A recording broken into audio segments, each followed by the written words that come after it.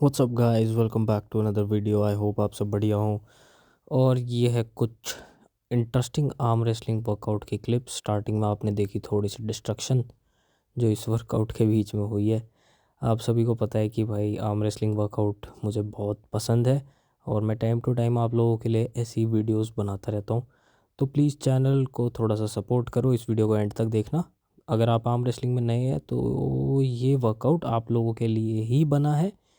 Set and wraps कितने करने हैं, अगर ये वाला आपका क्वेश्चन है तो आप मुझे इंस्टाग्राम पे कभी मैसेज कर सकते हैं। आईडी मेरी आपको मिल जाएगी। पहली एक्सरसाइज आप देख रहे हो, बहुत ही simple, the most effective exercise, जिसका नाम है राइज़र।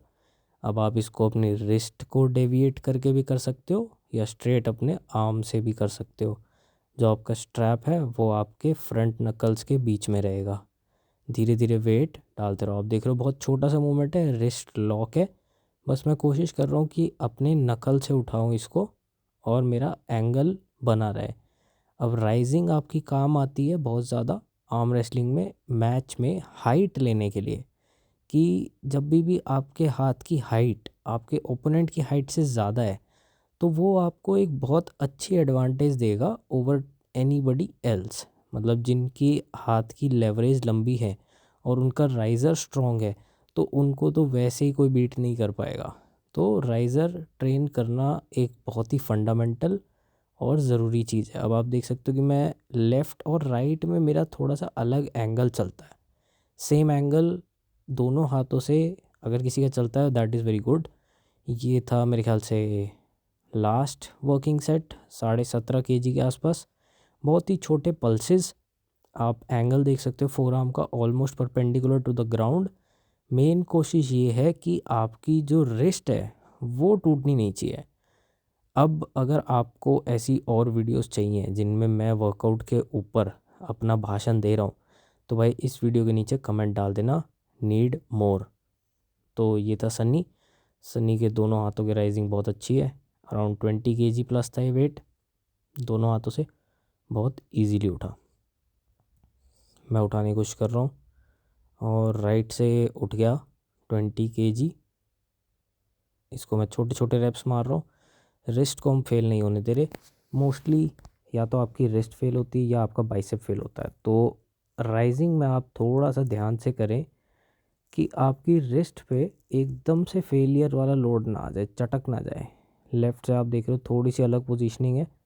बाइसेप बहुत जल्दी गिव अप कर देता है लेफ़्ट का मेरा, इसलिए मैं थोड़ा सा और इसको परपेंडिकुलर ना करके थोड़ा और अलग से एंगल से कर रहा हूँ। अगला पार्ट जो हमारा इम्पोर्टेंट था इस वर्कआउट में वो था प्रोनेशन।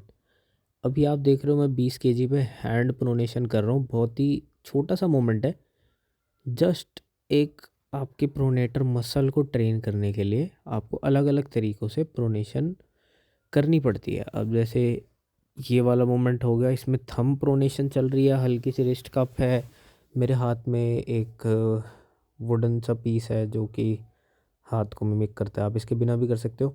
राइट और लेफ़्ट का एंगल फिर से देखते हैं, थोड़ा सा अलग है लेकिन लेफ़्ट भी धीरे धीरे काम करने लगा है। अब देखो ये टेक्स्ट बुक प्रोनेशन हो गई। ये आपकी कभी भी आर्म रेसलिंग मैच में इतनी जल्दी देखने को नहीं मिलेगी अगर आपके ओपोनेंट आपके बराबरी के स्ट्रॉन्ग है।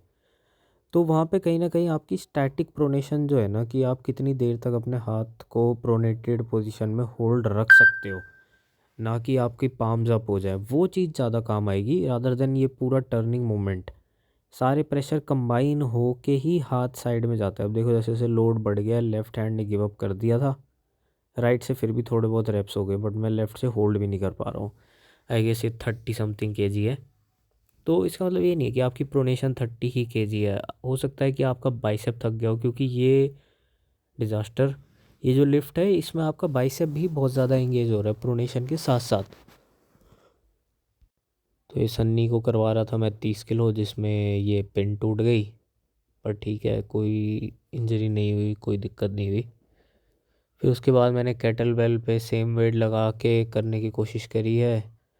स्ट्रैप मैं देख लेता हूँ कैसे बांध रहा हूँ। फिर से हैंड प्रोनेशन करने की कोशिश कर रहा हूँ। थंब और हैंड में आप बार बार स्विच करते रहो। दोनों ही स्ट्रॉन्ग होनी चाहिए, दोनों ही काम आते हैं टेबल पे।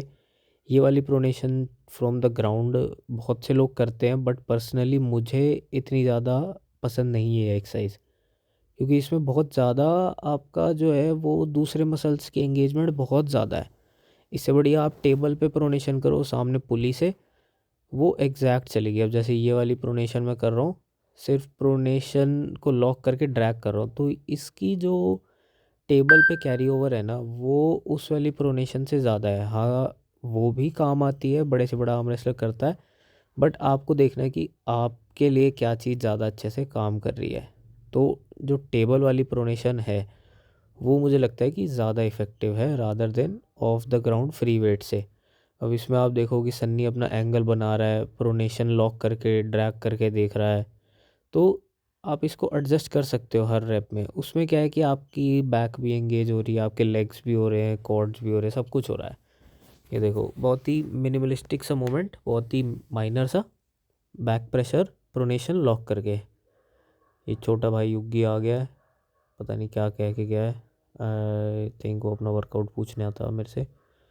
तो आप देखो कि फिर से मैं कर रहा हूँ, लेफ़्ट हैंड से थोड़ा सा अलग चलता है, राइज़र जा रहा है, हल्की हल्की रिस्ट जा रही है, बट प्रोनेशन फिर भी लॉक्ड है, पाम्स अप नहीं हो रही। अगर आपके पाम ही टर्न ना हो तो वो चीज़ दिक्कत दे जाती है। अब जैसे ये अगली एक्सरसाइज है, ये मुझे बहुत ज़्यादा पसंद है। इसको थोड़ा सा सेफली करने की ज़रूरत है, थोड़ी देर लगती है इसमें हाथ सेट होने में।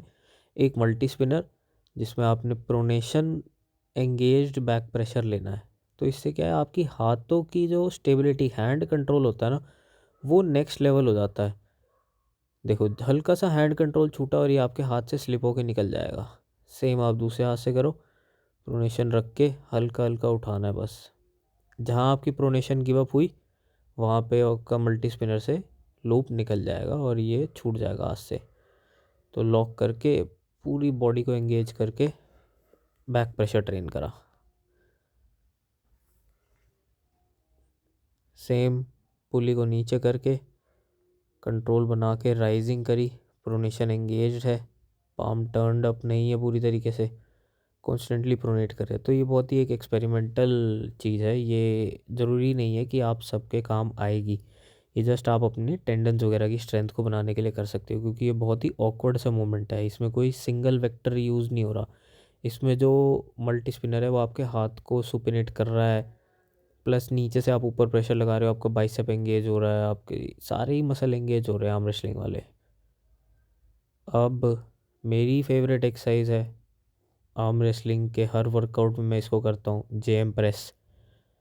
अगर आपको अपनी एल्बो में पेन होता है, रिस्ट में पेन होता है, तो उस चीज़ को एड्रेस करना बहुत ज़रूरी है। उस चीज़ को ठीक करने के लिए आपको जेएम प्रेस करनी चाहिए। जेएम प्रेस में आप 10-12 रैप लगाओ, 5-6 सेट लो, कॉन्स्टेंटली अपनी वेट्स के साथ एक्सपेरिमेंट करो। कभी शोल्डर वेट्स रखो, कभी शोल्डर से वाइड रखो। मैं ये बता रहा हूँ कि जब से मैंने जेएम प्रेस स्टार्ट करी है, मेरे एल्बोज़ वगैरह में बहुत रेयरली कभी पेन होता है। जेएम प्रेस से आपकी एल्बो के अंदर के डीप इनसाइड जो टेंडन और टिश्यू है ना, वो स्ट्रांग हो जाएंगे। ना कि ये जो लोग बाग आइस थेरेपी करते रहते हैं, कपिंग कराते रहते हैं, हिजामा फिजामा कराते रहते हैं, इनका कोई भी एविडेंस बेस्ड प्रूफ नहीं है कि इन चीज़ों से आपकी कभी रिकवरी होगी। ये पर्सनल और प्लेसिबो इफ़ेक्ट पे बहुत ज़्यादा काम करती है रिकवरी वाली चीज़ें।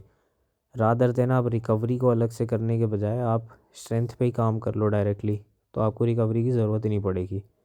रिकवरी के लिए बहुत सिंपल से मोड्स यूज़ होते हैं, जैसे कि अच्छा खाना, अच्छी नींद, और बाकी आपको पता ही है थोड़ा बहुत डीलोड वगैरह भी रिकवरी में हेल्प करता है। जेएम प्रेसिस के काफ़ी सारे सेट लिए, उसके बाद अपनी कपिंग मूवमेंट पे आ गए।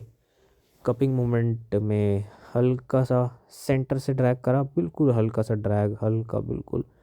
रिस्ट रेंज पे कपिंग करता हूँ हमेशा, कभी भी रोलिंग हैंडल पे बहुत कम कर दी मैंने कपिंग करना, क्योंकि रोलिंग हैंडल फिंगर्स को बहुत ज़्यादा डायरेक्टली टारगेट नहीं करता। रिस्ट रेंज हमेशा आपके फिंगर्स पे लोड देगी। तो ये सारे हैंडल खुद बनाए हुए हैं, मल्टी स्पिनर भी खुद का है, रिस्ट रेंज भी खुद की है। तो rather than buying expensive handles और फिर अपनी आर्म रेसलिंग स्टार्ट करने से बढ़िया है अपने खुद के हैंडल्स बनाओ, उसमें मज़ा भी आएगा आपको, और पर्सनल वाली चीज़ जो होती है वो अलग ही होती है। उसके बाद थोड़ा सा side pressure, pronation engage, Todd Hutching style. आपको पता है कि मेरे को बहुत पसंद है टॉड हचिंग के वर्कआउट। प्राइमरीली स्ट्रेंथ बेस्ड होते हैं, टेंडन्स की, लिगामेंट्स की। तो ये बिल्कुल रॉ साइड प्रेशर है, वो भी प्रोनेशन एंगेज्ड। तो ये काफ़ी ज़्यादा इंजरी के चांसेस होते हैं इसमें लोगों के। तो इसको आपने अपने हिसाब से करना। अगर आप बिगनर हो तो बहुत लाइट वेट से करो। इसमें एम यही रहता है कि आप लोड बढ़ाते रहो, और पीआर चेक करने से बढ़िया है कि आप अपनी फॉर्म चेक करो।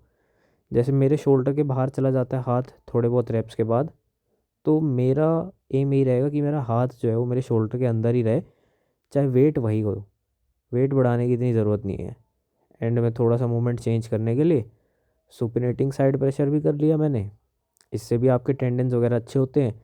हमेशा प्रोनेशन ट्रेन मत करते रहो, सुपिनेशन पे भी बहुत अच्छे से ध्यान दो ताकि बैलेंस आउट हो और पेन ना हो।